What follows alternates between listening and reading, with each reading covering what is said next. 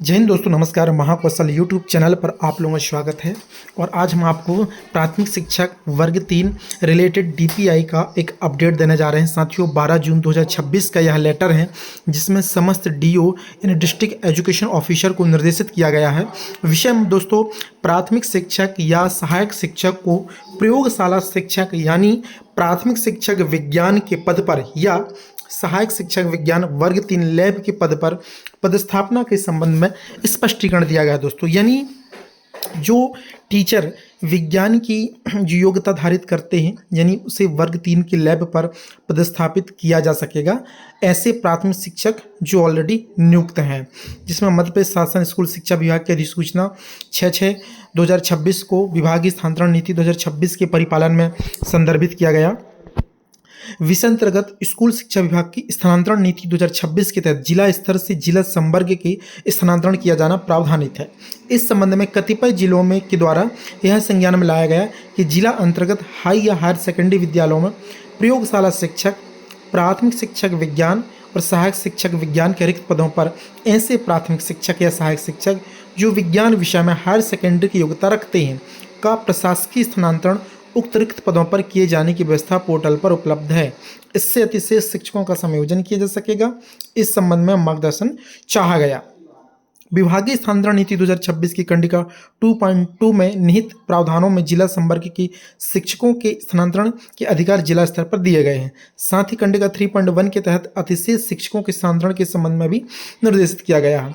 उपरोक्त के दृष्टिगत जिला अंतर्गत ऐसे प्राथमिक शिक्षक या सहायक शिक्षक जो हायर सेकेंडरी की योग्यता यानी विज्ञान विषय से रखते हैं तो उनका प्रशासनिक स्थानांतरण प्राथमिक शिक्षक विज्ञान या सहायक शिक्षक विज्ञान जिसे प्रयोगशाला शिक्षक कहते हैं के रिक्त पदों पर स्थानांतरण नीति 2026 के प्रावधानों एवं समय सीमा का पालन करते हुए किया जा सकेगा।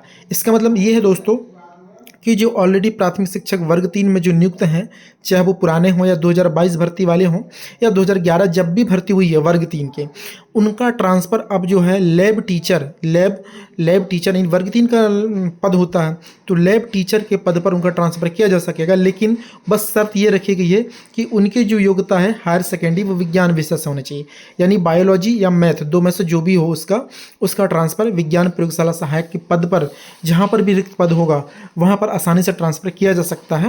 ये डीपीआई ने अभी निर्देशित किया है, क्योंकि इसलिए मार्गदर्शन मांगा गया था कुछ डीओ के द्वारा।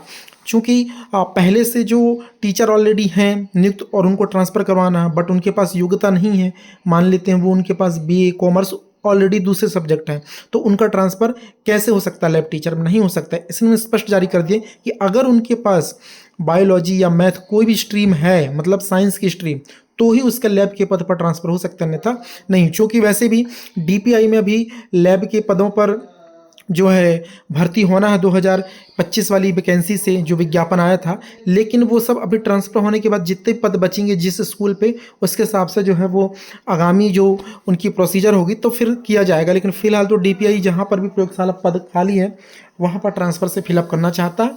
इसके बाद जो भी संदीपनी विद्यालय है या फिर दोस्तों पीएम श्री या जो भी होगा डीपीआई के जो भी मॉडल स्कूल वगैरह, वहाँ पर फिर रिक्त पदों की गणना करके 2025 वाली भर्ती से फिलअप कराया जा सकेगा।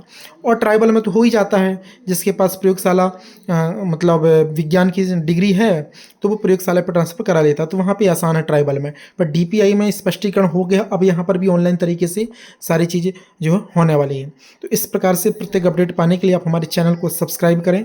मिलते हैं साथियों नए अपडेट के साथ एक नई वीडियो में। जय हिंद।